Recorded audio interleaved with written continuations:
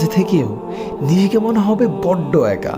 এই অনুভূতিগুলো স্পেশালি তখনই হয় যখন আপনি অনেক দিন ধরে আপনার রবকে ভুলে থাকেন, কিংবা আপনি রবের ইবাদত তো করছেন বাট পূর্ণ মনোযোগ দিয়ে করছেন না, দায়সারাভাবে খুশুখুজুবিহীন সালাত আদায় করছেন। যখন আপনার রাত দিন পার করছেন নিদারুণ এক উদাসীনতায়।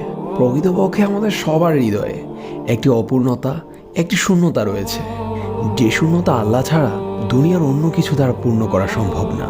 তাই নিজের এই অসহায়ত্বের করুণ মুহূর্তগুলোতে আল্লাহর কাছে নিজেকে পরিপূর্ণ সঁপে দিন।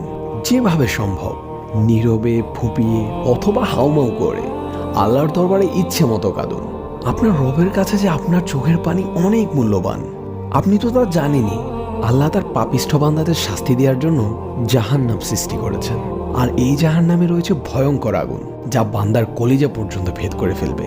আর এই আগুনকেই দুনিয়ার সাগর, উপসাগর, মহাসাগর সব কিছু দিয়ে নিভানো